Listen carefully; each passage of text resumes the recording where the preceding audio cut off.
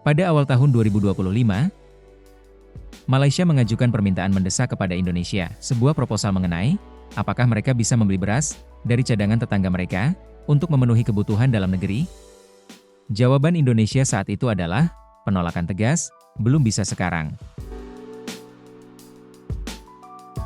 Menteri Pertanian Indonesia, Amran Sulaiman, menjelaskan bahwa Indonesia belum dapat mengekspor beras saat ini karena harus menjaga cadangan dalam negeri. Penolakan ini datang di tengah kesulitan yang dihadapi rakyat Malaysia akibat melonjaknya harga beras dan pasokan yang menipis di rak-rak toko. Apakah ini berarti Malaysia sedang menuju krisis pangan? Untuk memahaminya, kita harus terlebih dahulu mengetahui alasan Indonesia menolak untuk menjual beras pada Malaysia. Ironisnya, penolakan Indonesia terhadap permintaan Malaysia terjadi justru saat prospek perberasan Indonesia membaik. Setelah mengalami kondisi cuaca buruk sepanjang 2023, Indonesia menyambut tahun 2025 dengan hasil panen yang melimpah. Pejabat melaporkan bahwa produksi pada kuartal pertama 2025 meningkat lebih dari 50% dibandingkan tahun sebelumnya. Curah hujan yang mendukung pada akhir musim penghujan 2024 membuat para petani Indonesia memanen hasil utama yang melimpah. Pada Mei 2025, cadangan beras nasional telah lebih dari 2 kali lipat mencapai sekitar 4 juta ton, naik dari kuartal sebelumnya yang hanya 1,7 juta ton pada Januari. Bahkan, pergudangan penyimpanan stok beras penuh sesak, sehingga Presiden Prabowo Subianto menyebut adanya tantangan logistik baru untuk menyimpan kelebihan pasokan tersebut. Dengan adanya surplus ini, Presiden Prabowo kemudian menyampaikan nada yang sedikit berbeda dibanding Menteri Pertanian.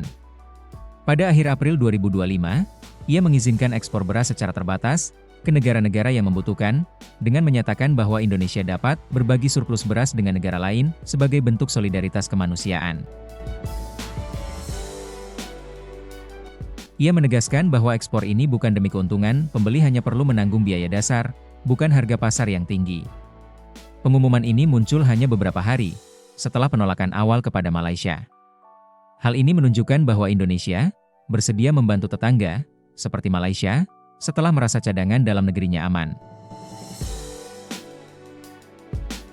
Bahkan, Wakil Menteri Pertanian, Sudaryono, mengungkapkan bahwa setidaknya 2 negara tetangga yaitu Malaysia dan Filipina telah mengajukan permintaan pembelian beras dari Indonesia, dan sekitar 1.000 ton sedang disiapkan untuk dikirim ke negara bagian Sabah dan Sarawak di Malaysia Timur.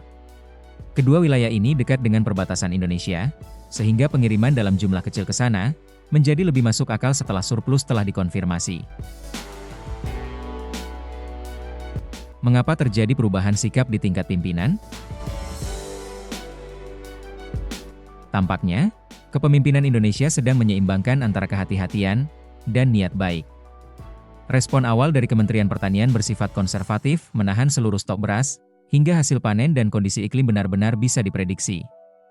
Namun, setelah data menunjukkan hasil panen yang sudah memecahkan rekor, dan gudang yang meluap, pihak kepresidenan mulai memberi sinyal untuk membantu mitra regional secara lebih moderat.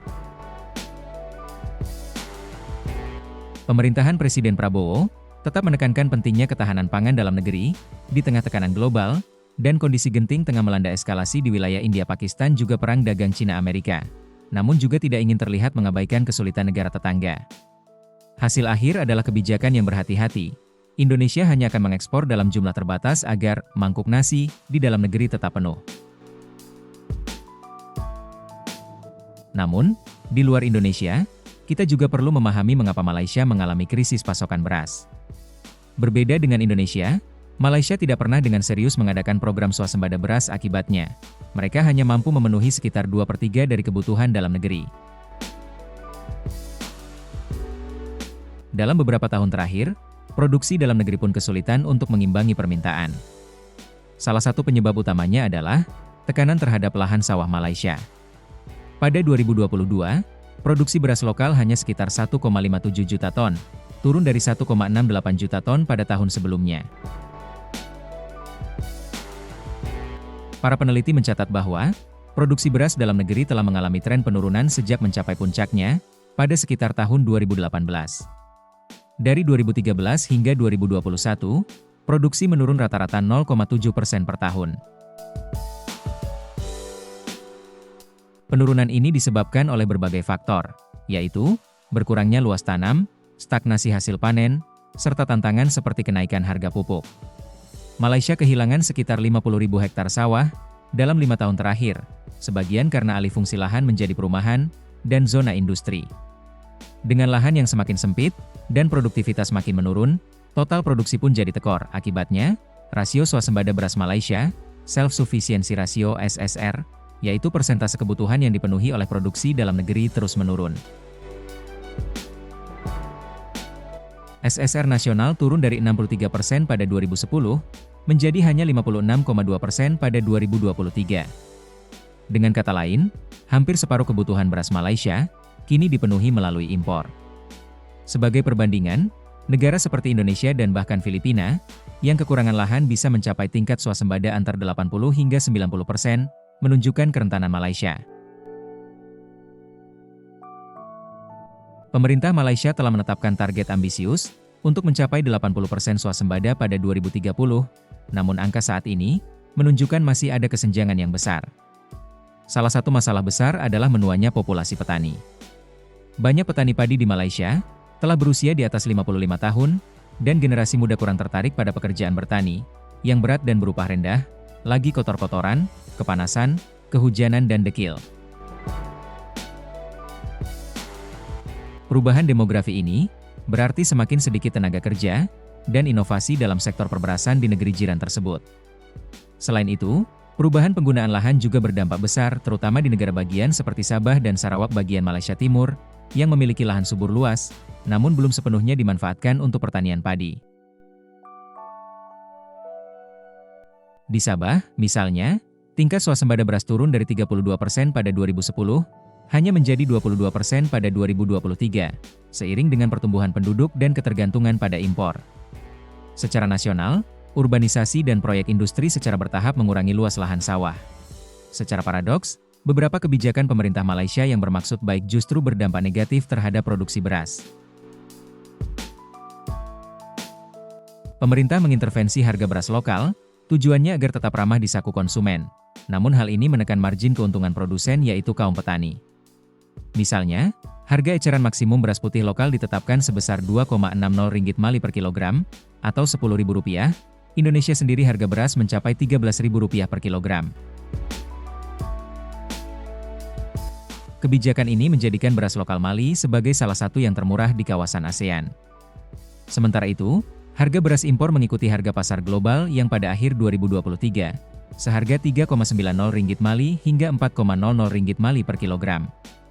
Atau sekitar Rp15.000 per kilo, sekitar 50% lebih tinggi dari harga beras lokal. Perbedaan harga yang besar ini menimbulkan distorsi pasar. Ketika beras impor menjadi terlalu mahal, konsumen bahkan beberapa pedagang beralih ke beras lokal murah. Bahkan, muncul laporan tentang kemungkinan penimbunan dan pengemasan ulang beras lokal, sebagai beras impor untuk dijual dengan harga lebih tinggi.